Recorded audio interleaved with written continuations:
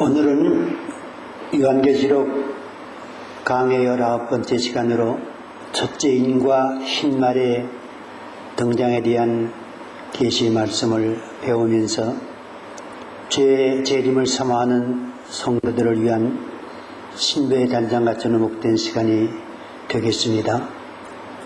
먼저 오늘 본문 말씀 요한계시록 6장 1절에서 8절 말씀 봉독해 드립니다. 내가 보매 어린 양이 7인 중에 하나를 떼시는 그때에 내가 들으니 내 생물 중에 하나가 우레소리같이 말하되 오라 하기로 내가 이에 보니 흰말이 있는데 그 탄자가 활을 가졌고 멸관을 받고 나아가서 이기고 또 이기로 가더라. 둘째 인을 떼실 때에 내가 들으니 둘째 생물이 말하되 오라 하더니 이에 붉은 다른 말이 나오더라. 그 탄자가 허락을 받아 땅에서 화평을 제하여 버리며 서로 죽이게 하고 또 큰 칼을 받았더라.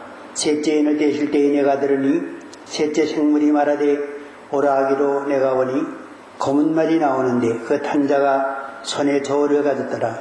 내가 네 생물 사이로서 나는 듯한 음성을 들으니 가로되 한 데나리온에 미란되어 한 데나리온에 버리속되어다. 또 감람류와 포도주는 해치 말라 하더라.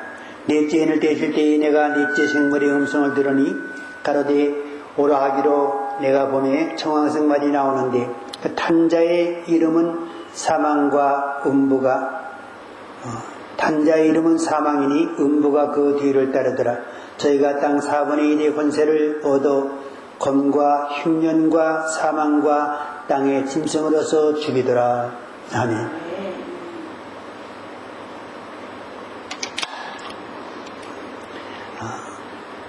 요한계시록 6장은 장차 될 일의 첫 번째 계시로서 등장하는 그러한 계시의 말씀이 되겠습니다. 6장은 7인의 역사로서 요한계시록 전체의 총론적인 계시라고 그랬습니다. 우리는 요한계시록을 인의 사건과 나팔의 사건과 또 화의 사건과 대접의 사건 이렇게 넷으로 나눌 때에 사건의 방향을 우리가 바로잡게 되고 사건의 진행사항을 우리가 또한 파악할 수 있으며 또 계시된 사건의 내용을 우리가 말씀대로 깨닫게 되는 것입니다. 그래서 첫 단추를 잘 끼워야 마지막 단추까지 잘 끼워서 온전한 단장을 할 수 있는 것처럼 6장에 나오는 7인의 역사를 우리가 잘 해석해야 요한계시록 전체의 내용을 잘 파악할 수 있다고 하는 이 사실을 명심해야 되겠습니다. 6장의 역사는 7인이고 그 7인이 다시 7나팔로 전개되고 그것이 다섯째, 여섯째, 일곱째가 새 화해 사건으로서 계시되고 그 다음에 일곱째 나팔이 일곱대도 심판으로서 계시되는데 이러한 계시의 순서와 또 계시의 이제 그 계단을 우리가 잘 알 때에 요한계시록에 대한 올바른 해석을 우리가 내릴 수 있게 되고 또 깨달음이 빠르게 되는 것입니다. 그러면 장차 될 일의 전체적인 윤곽을 오늘 다시 한번 복습하는 마음으로 살펴보도록 하겠습니다. 7인의 역사 요한계시록의 총론 7인의 역사는 요한계시록 6장에 게시되어 있는데 그 다음에 7나팔의 역사는 그 다음에 7대접의 역사로서 이렇게 크게 셋으로 나누게 되는데 여기서 세 화의 역사가 또 이제 중간에 개입되게 됩니다. 7인의 역사는 첫째는 흰말이 등장하지요. 이 흰말은 우리가 총론적으로 이제 말한다면 두 증인의 예언의 사역으로서 승리와 예언 사역의 완성을 이루는 모습을 보여주는 계시로 풀이가 됩니다. 그 다음에 두 번째 인으로서 붉은 말이 등장합니다. 이 붉은 말은 전쟁 세력을 가리키는데 평화 협정 파기를 유발해서 전쟁이 발발하는 모습을 우리에게 계시해 줍니다. 후삼전만 시작하자마자 이 땅에 임하는 전쟁의 재앙을 가리킵니다. 고문말이 등장합니다. 셋째에는 가뭄과 전쟁의 재해로 인한 세계적인 기근의 계속적인 그러한 재앙을 의미합니다. 넷째에는 청황생말인데 적그리스도의 등장과 그의 통치를 의미합니다. 그래서 우리는 요 네 말에 대한 정확한 해석과 정의를 내릴 수 있어야 됩니다.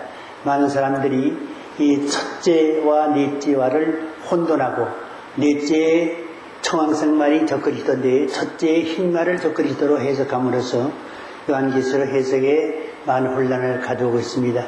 그 다음에 다섯 번째 인을 뗄 때에 순교자들의 영혼들이 하나님께 심판을 호소하게 되고 여섯째 인을 뗄 때에 하나님의 마지막 심판이 나오게 됩니다. 그래서 요한계시록은 이 네 말이 등장해서 활동해주는 계시의 내용인 것입니다. 그래서 내용이 복잡하고 또 여러 가지 계시가 다양하게 나타나지만은 그것을 속으로 우리가 깊이 있게 따져보게 되면은 바로 그 모든 사건의 중심에 이 네 말이 개입되어 있다. 이 네 말의 활동상을 이제 계시해 준 것이라고 생각하면 틀림이 없습니다. 이것이 요한계시록 6장에 게시된 말씀이고, 여섯째인 이것은 이제 심판에 대한 호소의 순교자들의 이제 기도가 나오고, 또 여섯째에는 하나님께서 이 호소를 듣고 때가 되면 심판을 내리시는 마지막 심판의 모습이 나오는 것입니다. 그리고 일곱째 인을 뗄 때에 일곱 나팔로 계시가 다시 재전개됩니다. 일곱 나팔을, 첫째 나팔을 피석의 노박과 불이 내려 땅과 수목의 3분의 1과 푸른 풀을 세운다고 그랬습니다. 계시록 8장에 계속해서 나오는데 이것이 이제 인류를 이제 3년 반 동안 지배하고 짐승의 표를 주는 무서운 짐승의 등장 모습을 이제 계시해주고 있고, 둘째 나팔을 불 때 불붙는 큰 산이 바다에 던졌다고 그랬습니다. 이것이 이제 10불의 등장의 계시의 모습이고, 그 다음에 쑥이란 이름의 별로 강과 물샘 3분의 1이 쑥이 되어 많은 사람들을 죽이는데, 이것이 거짓 선지자나 음녀의 등장을 말씀해주는 계시고, 그 다음에 넷째 나팔이 불 때 해와 달과 별 3분의 1층보다 밤과 낮 3분의 1이 어두워진다고 그랬습니다. 이러한 쑥물로 인해서 이제 7년 환란 기간 동안 이 세계가 영적으로 다 어둠에 잠기게 되고, 그런 영적인 어두운 가운데서 이제 많은 사람들이 영적인 이제 피해를 얻게 되는 것입니다. 다섯째 나팔을 불 때에 황충이 5달 동안 입맞지 않은 사람들을 괴롭게 하는 그런 황충이 환란이 있게 되고, 여섯째인 때 전쟁으로 사람 3분의 1 죽음을 당하는 그러한 재앙이 있게 됩니다. 그 다음에 일곱째 대조 심판은, 일곱째 나팔은 일곱째 대조 심판을 가리킵니다. 일곱째 심판은 짐승의 표가 진자 우상수 메달에 독하는 데가 생깁니다. 그 다음에 두 번째 대접은 바다가 죽은 데 비가 되어 그 속의 모든 생물이 죽게 됩니다.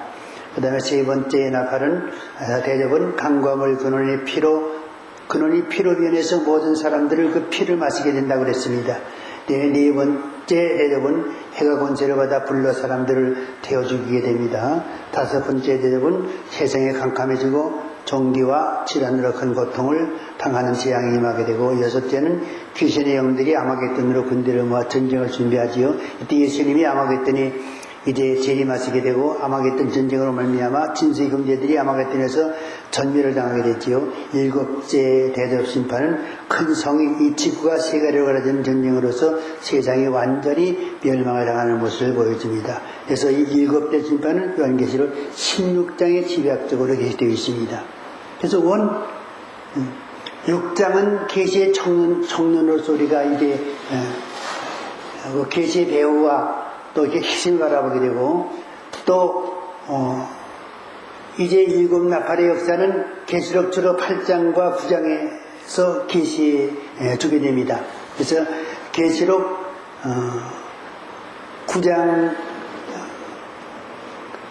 구장에서 전쟁의 화가 있게 되고, 그 다음에 유월의 전쟁, 계시록 9장에서 유월의 전쟁과 또 하나님의 교회가 핍박을 당하는 첫째 화가 9장에 있게 됩니다.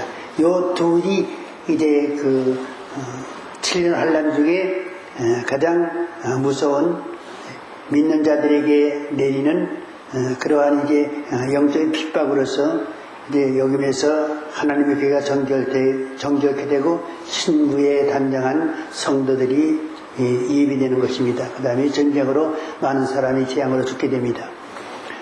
그 다음에 마지막 이제 짐승의 표받은 자들에게 내리는 무서운 재앙으로서 요한계시록 16장에 계속적으로 대심판으로 이제 게시됩니다. 그 다음에 세 화가 있는데, 세 화는 다섯째 나팔이 첫째 화입니다. 황충의 다섯들 동안 맞지 않은 사람들을 괴롭게 하는 것이 교회가 짐승으로부터 받는 그러한 핍박 기간, 5달 동안의 기간이 첫째 화입니다. 그 다음에 이번의 전쟁이 둘째 화로 나옵니다. 그 다음에 셋째 화는 7 나팔이 이제 7 대조 심판으로서 전개되는데, 7 나팔과 7 대조 심판은 같은 사건입니다. 세 화도 같은 사건입니다. 이게 마지막 이제 세 번째 화입니다. 그래서 첫 번째 화, 두 번째 화, 세 번째 화, 그래서 세 화 사건입니다. 그래서 이제 7인의 역사와 7 나팔의 역사와 7 대접의 역사 이렇게 나누는 가운데 7인을 뗄 때 7 나팔의 역사가 일어나게 되고, 그 다음에 7 나팔 중에 5번째 나팔은 황충의 환란이고, 6째 나팔은 이번의 전쟁이고, 7째 나팔은 7대조 심판입니다.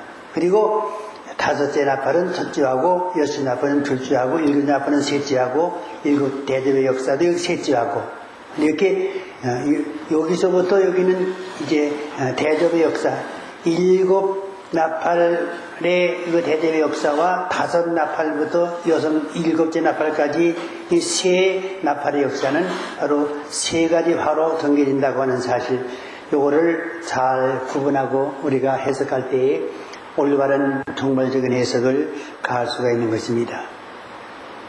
그리고 여기서 이제 우리가 잠깐 살펴봅니다. 요한계시록의 연결과 진행 요령을 살펴보게 되면은 인과 나팔과 대조 심판을 순서대로 진행하여야 하며, 이것을 요한계시록 전체의 뿌리를 맥으로 삼아야 한다. 인과 나팔과 대접, 이것은 순서대로 합니다. 먼저 인을 통해서 네 말이 등장하면서 나팔, 그 다음에 나팔이 그 등장 모습과 이제 그 진행상을 보여주고, 그 다음에 7 대조 심판으로서 인류의 마지막 재앙의 심판을 내리시는 그러한 이제 그 종말의 계시가 이렇게 인과 나팔과 대조 심판을 순서대로 진행시켜 나가야 요한계시록 전체의 뿌리를 이루는 맥으로 삼아야 된다. 즉 요한계시록에서 인의 역사에 속한 계시와 나팔의 역사와 대조 심판의 역사를 우리가 잘 이제 그 뿌리를 캐고 또 그 순서를 잘 진행해야 우리가 올바른 해석을 기할 수가 있게 되고, 전체의 그 맥으로 연결시킬 때의 요한계시록 전체의 계시의 모습을 우리가 바라볼 수가 있게 되는 것입니다. 인의 계시는 계시록의 핵심 계시입니다. 모든 계시된 사건의 근원적인 계시가 됩니다. 그 다음에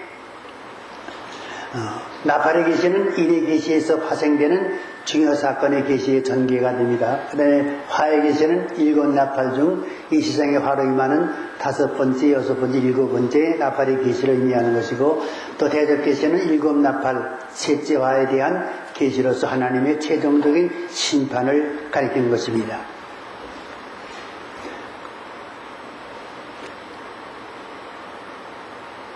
그 다음에 두 번째로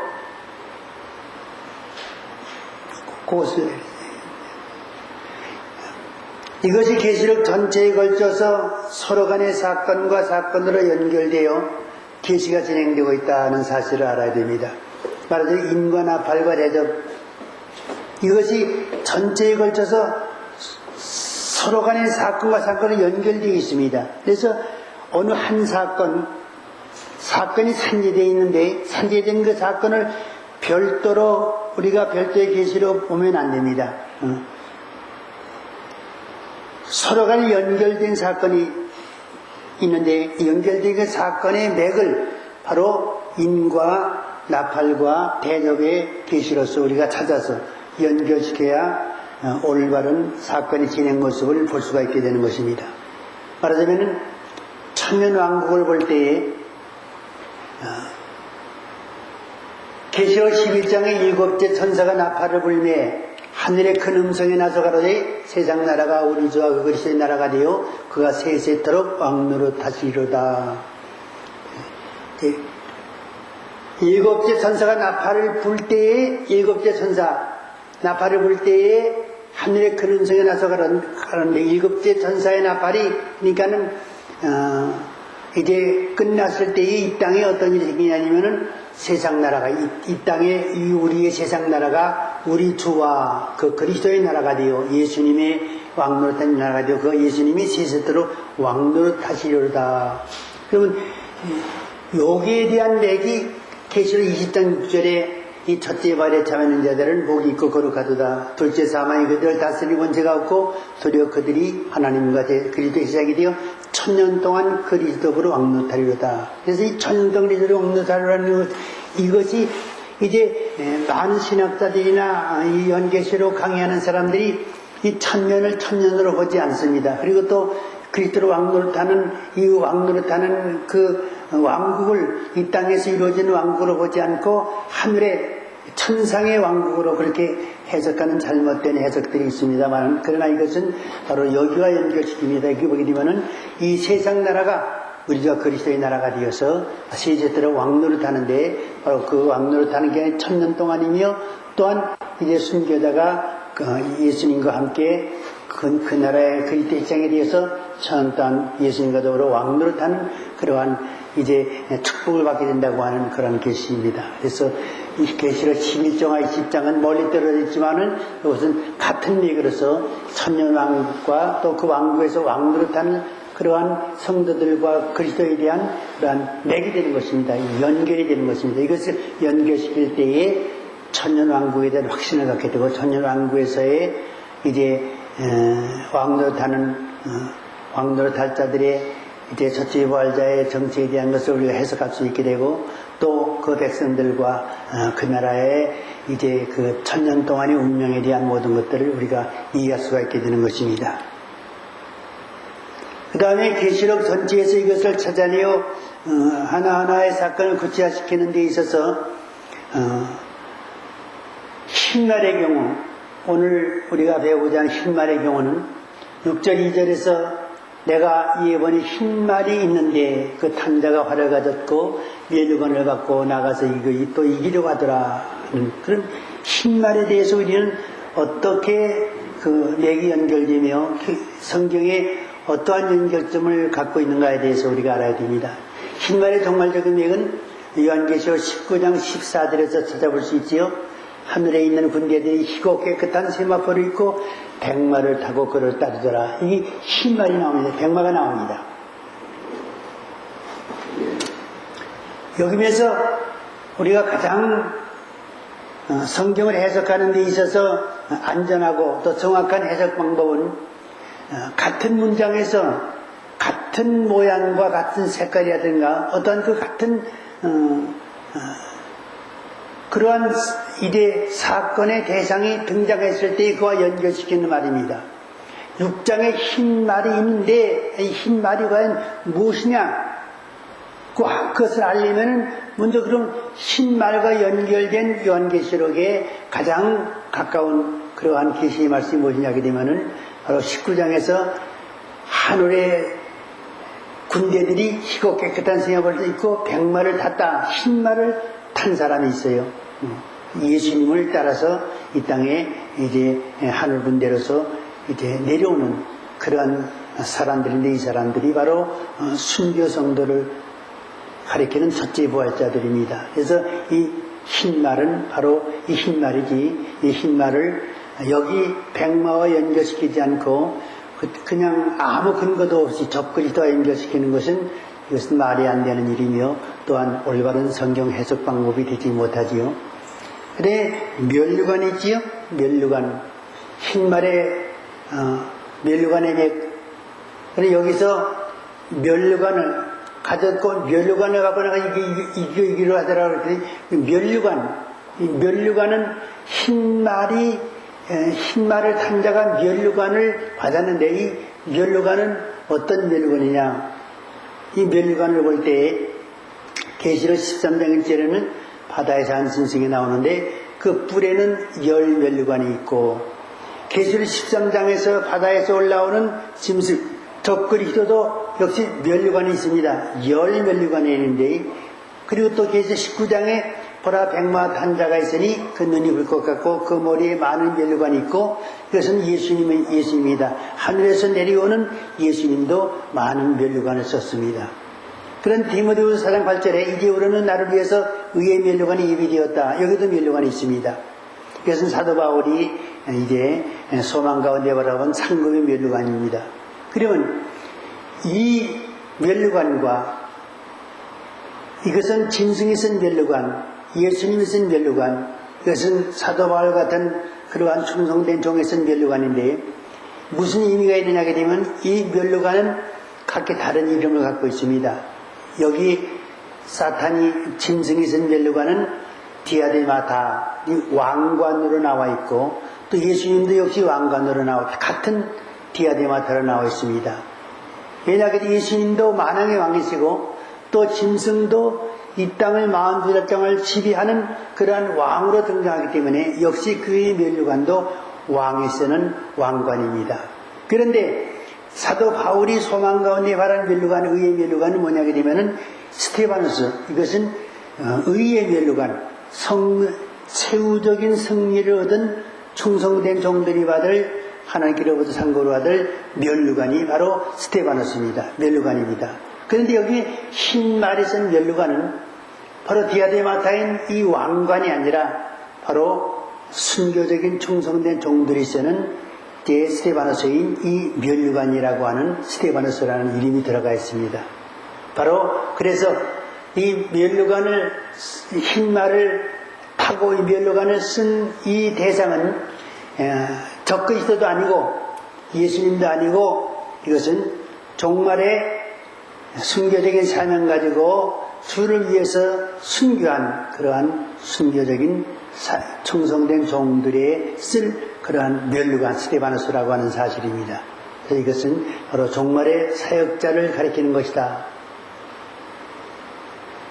이 종말의 사역자가 면류관을 썼는데 이 순교적인 사역자가 이 면류관을 쓰고 흰말을 탔다는 것은 바로 여기서 백마를 타고 예수님을 따라서 이 땅에 하늘에서 내려 하늘 군대와 연결시킴으로써 바로 이 하늘 군대가 하늘에 있는 천사를 가리키는 것이 아니라 이 땅에서 하나님 앞에 충성스러운 일꾼으로 일하다가 순교한 첫째 부활 성도라는 사실을 연결시킬 수가 있는 것입니다. 그 다음에 면류관을 받고 또 나가서 이기고 또 이기로 갔더라고 그랬습니다. 이기로 하는 싸움, 이 싸움은 두 증인이 11장에서의 예언의 사역의 이제 모습을 가리키는데 이겼다는 뜻입니다. 두 증인은 예언의 사역을 온전히 이루었습니다. 또 이기로 하더라는 표현은 순교적인 싸움의 모습을 말하는 것입니다. 그래서 이것은 어떠한 그 적그리스도의 가장된 그러한 투쟁에서 이제 가장된 승리를 가리키는 것이 아니라 그래서 실질적으로 이기고 또 이기려고 한 그러한 이제 성도의 영적인 싸움, 실질적인 싸움을 가리키는 것이다. 그래서 바로 흰말의 경우 흰말이나 면류관이나 이기로 하더라고 하는 이러한 성경적인 맥은 이러한 각도에서 우리가 성경에 찾아가지고 이 정체가 흰말을 탄 정체가 결코 적그리스도를 가리키는 것이 아니라 그것이 마지막 때에 하나님께서 그의 교회를 사랑하셔서 교회의 신부의 단장을 시키고 환난에서 보호해주는 하나님의 큰 역사, 이루는 하나님의 종들의 활동을 가리키는 것이다 하는 것을 우리가 알 수가 있게 되는 것입니다.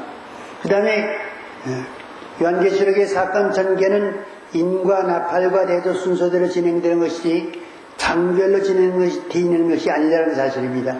우리는 이제 요한계시록의 그 1장부터 22장까지의 그 장별로 우리가 이제 성경을 공부합니다만, 그러나 공부는 장별로 하되 사건 전개는 장별로 계시되지 않았다는 사실입니다. 네.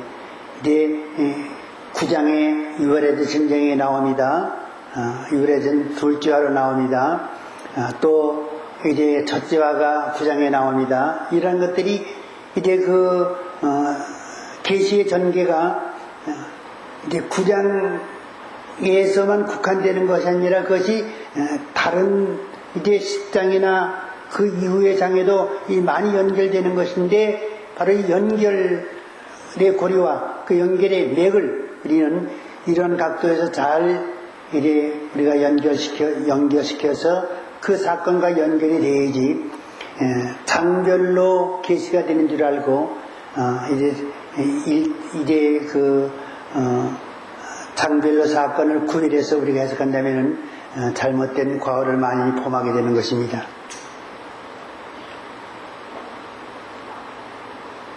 그러면 먼저 우리가 흰말입니다. 흰말과 연결된 계시를 우리가 찾아보게 되면은, 첫째로 계시록 6장 11절에서 순교자의 수에 들어갈 동무종들이 나옵니다. 계시록 6장의 다섯째 인을 떼일 때에 제단 아래에 있는 순교성들이 하나님 앞에 간구하는 기도가 나오지요. 우리 핏값을 신운이 주지 않기를 언제까지 하시려나이까. 그렇게 간구하는 기도에 하나님께서는 그들에게 흰 두루마리를 입히면서 위로하시기를, 너희 종들도 잠깐 동안 쉬어라. 너희 종들도 너희처럼 죽음을 받아 그 수가 차기까지 하라. 그 수가 차기까지 하라고 하는 그 동무종들이 바로 흰말을 탄 자에 속한다고 하는 사실입니다. 각각 저희에게 흰 두루마리를 주시며 가라사대 아직 잠시 동안 쉬되 저희 동무종들과 형제들도 자기처럼 죽임을 받아 그 수가 차기까지 하라 하시더라 그랬습니다.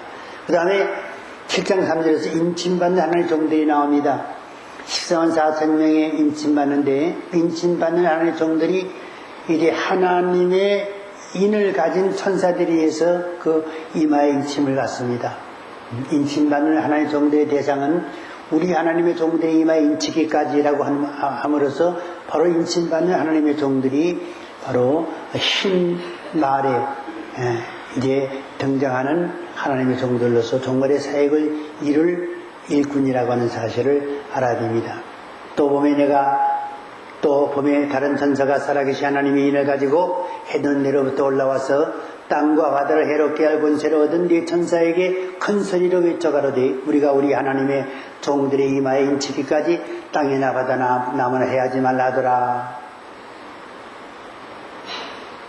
그 다음에 10장 11절에 예언의 사명을 받은 하나님의 종들, 10장에서 하나님께서 예언의 사명 받은 하나님의 종들에게 이제 천사의 소리에 놓인 작은 책을 받아 먹으라는 명령을 내립니다.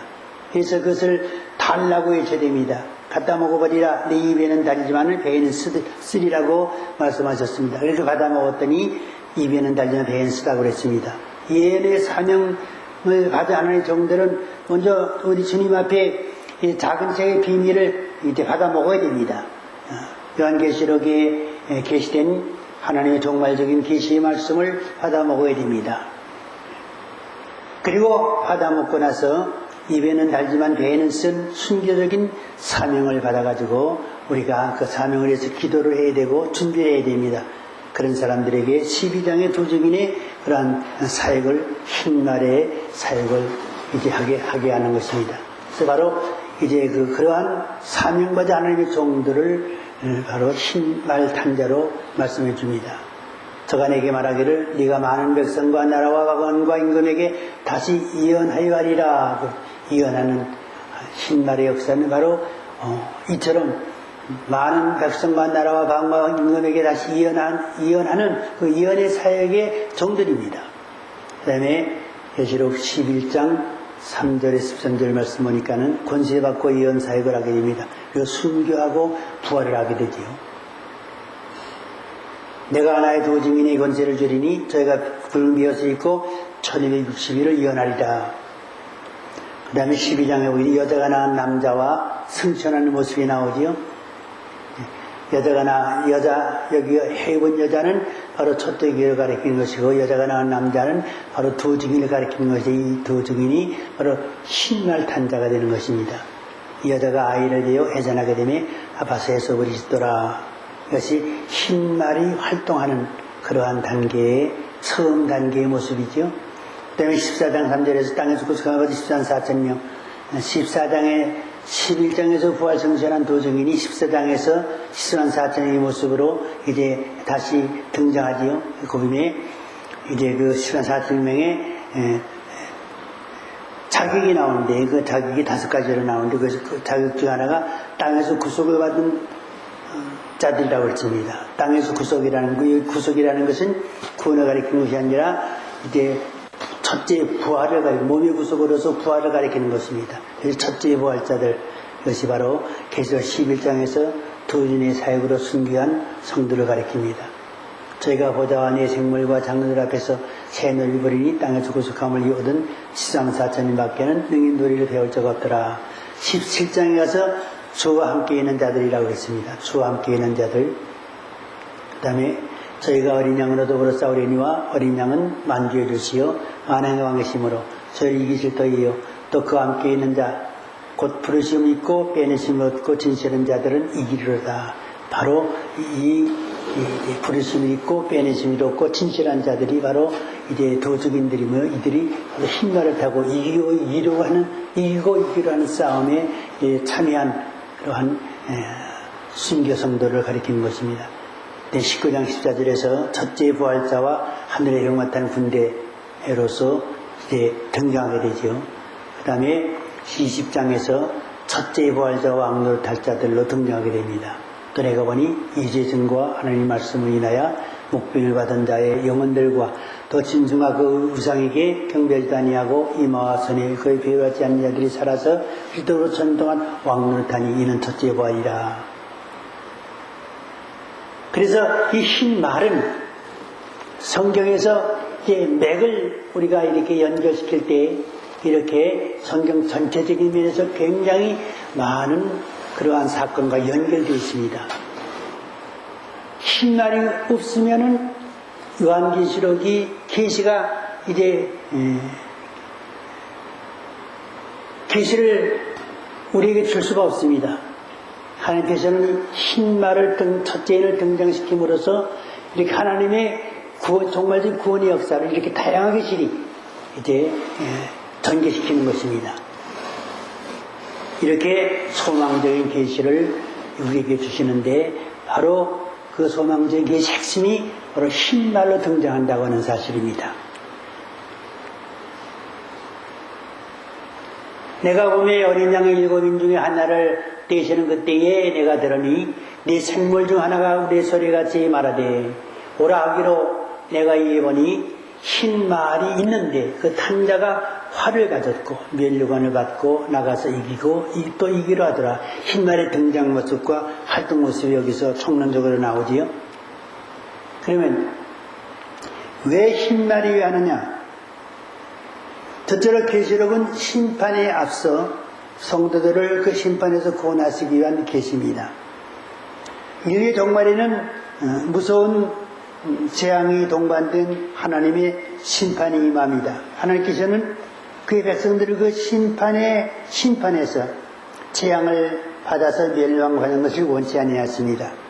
그래서 하나님의 백성들을 그 심판에서 건져내시고 재앙에서 살리시기 위해서 하나님은 예비 조치를 취하십니다. 그것이 바로 두 증인을 통한 1260일 동안의 예언의 사역이고, 또 그 이전에도 신부의 단장을 위해 하나님의 말씀의 경종이 되겠습니다.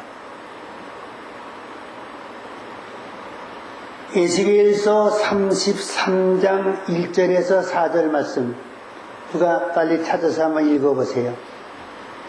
에스겔서 33장 1절에서 4절 말씀.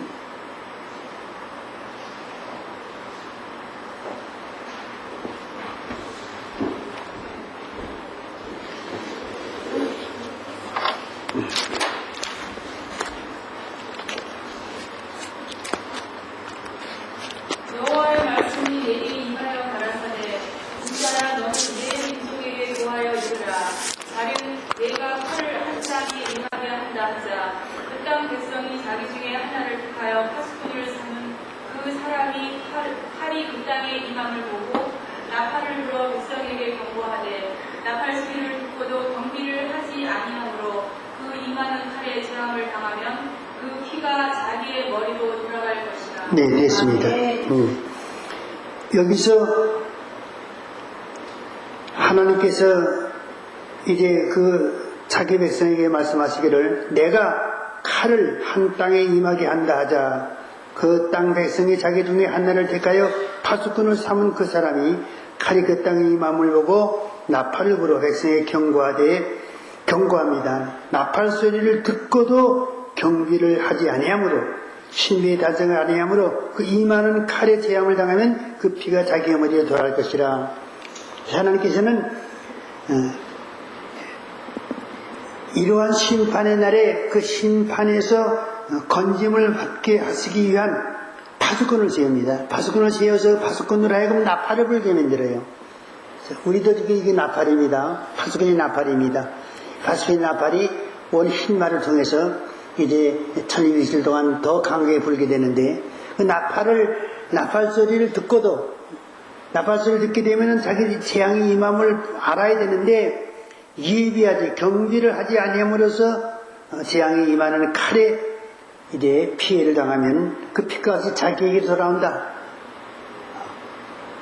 자기 책임이라는 것입니다. 그래서 하나님께서는 이러한 배려를 하시고 성도들을 구원하시기 위한 이제 처음 하나님의 그 파수꾼의 사명해가지고 도중인을 등장시켜서 1200일 동안 이언의 사역을 이루게 한다는 사실입니다. 적그리스도가 나타나 짐승의 표를 주기 전에 그의 백성들을 준비시켰습니다. 그래서 도중인은 적그리스도의 집권보다 적그리스도 활동하는 것보다 먼저 활동을 해서 이제 적그리스도의 지배하에 들어가지 않고 적그리스도의 재앙을 받지 않는 그러한 나팔을 불 수 있도록 만드시는 것입니다. 종말의 환란 때의 도중인의 예언 사역은 하나님의 승리적인 사역이다. 하나님은 도중인을 통해서 예언 사역을 이루게 하시는데 이 예언 사역을 통해서 하나님은 사탄과의 투쟁에서 이제 그의 백성들을 보호하시는 승리적인 사역이 되는 것입니다. 그래서 6장의 네 말은 종말에 있을 환란 사건의 주축인데 네 말 전부가 적그리스도로 말미암은 피해라면은 성도들의 구원은 불가능하다. 말하자면 흰 말도 적그리스도고 붉은 말도 전쟁이고 검은 말도 이제 기근의 재앙이고 그 다음에 정황색 말도 사망이고 그렇다면 도대체 하나님의 성도의 설 자리가 어디 있느냐? 다 재앙이요 멸망이요 다 이제 하나님 심판이라면은 어디서 하나님의 백성들이 구원의 소망 가지고 우리가 주의 재림을 기다릴 수 있겠느냐? 도저히 불가능합니다. 그래서 여기 맨 처음에 등장하는 흰 말은 바로 이러한 무서운 종말적인 재앙에서 그 백성들에게 경종함으로써 그 백성들을 그 환란에서 건져내시기 위한 하나님의 사역이기 때문에 이 사역은 승리적인 사역입니다. 그 다음에 도정인의 실제적인 활동이 전 3년 반인 1260일인 것은 7년 환란 중 제일 먼저 활동할 것을 의미하며 적그리스도는 그의 통치기간이 후 3년 만이기 때문에 청황생활은 제일 뒤에 나와야 한다고 하는 사실입니다. 흰말과 연계된 계시를 우리가 잠깐 보겠습니다. 흰말을 샀다, 아까도 잠깐 말씀드렸습니다만은 흰말을 샀다고 하는 흰말을 어디와 연결시켜야 되느냐, 어찌 맥을 쳐야 되느냐. 계시 19장 14절입니다. 하늘에 있는 군대들이 희고 깨끗한 세마파를 입고 백마를 타고 그를 따다 흰말을 타고 그를 따더라. 바로 흰말은 바로 하늘 군대로서 예수님과 함께 하늘에서 내려온 하늘 군대와 연결시킬 것이지 결코 아무런 연결고리가 없는 적그리스도와 연결시킬 수 없는 것이라고 하는 사실입니다. 면류관을 썼다는 것은 아까 말씀드린 것처럼 흰말을 탄 자가 쓴 면류관은 스테바노스입니다. 생명의 면류관입니다. 그러나 예수님은 왕관이 디아데마타를 쓰셨다. 그리고 적그리스도 역시 디아데마타를 쓰고 있다. 그래서 바로 흰말은 적그리스도도 예수님도 아니고 바로 스테바노스를 쓴 생명의 면류관으로서 순교자들을 가리키는 것이다. 충성된 성도들이 쓸 면류관을 이제 디모데후서 4장 8절에는 이대후로는 나를 위해서 의의 면류관이 임했으므로 여기 면류관이 바로 스테바노스로 나옵니다. 야고보서 1장 12절에서 시험을 3년 보기 또다이 약속하신 생명의 면류관을 이 면류관도 역시 스테바노스로 나옵니다. 베드로전서 그리하면 목자에게 나타나실 때에 시들지 아니하는 왕권의 영광의 면류관을 얻으리라. 이것도 역시 스테바노스입니다. 그런데 왕권자가 쓰는 면류관, 즉 왕이 쓰는 면류관은 다릅니다. 그 눈이 불꽃 같고 그 머리에 많은 면류관이 있고 예수님이 쓴 면류관, 이 디아데마타로 나옵니다. 우리 한글은 그냥 같은 면류관으로 나오지만은 원어인 헬라어로서는 하나는 스테바노스, 하나는 디아데마타로 나오는데 여기 흰말이 쓴 면류관은 바로 스테바노스로 나옵니다. 13장 1절에서 내가 보니 바다의 산 짐승이 나오는데 그 뿔에는 열매면류관이 있고 이 열매면류관도 역시 이제 디아데마타인 왕관입니다.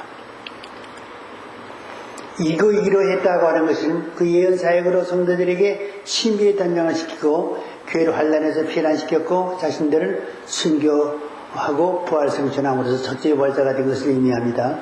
예언의 사명, 10장에서 소명을 받아서 11장에서 예언의 사명을 이루게 되면 1260일 동안에 예언 사역을 마친 후 적그리스도에 의해서 순교를 당하게 되지요. 흰말의 사명자, 진실하고 청소한 하나님의 종들이 작은 책을 받아먹고 소명을 받게 됩니다. 이들이 계시록 7장에서 우리 하나님의 종들로서 인침을 받아 성령의 권능을 받고 종말의 예언의 사역을 이루는데 바로 계시록 11장의 사역을 이루게 되는 것입니다.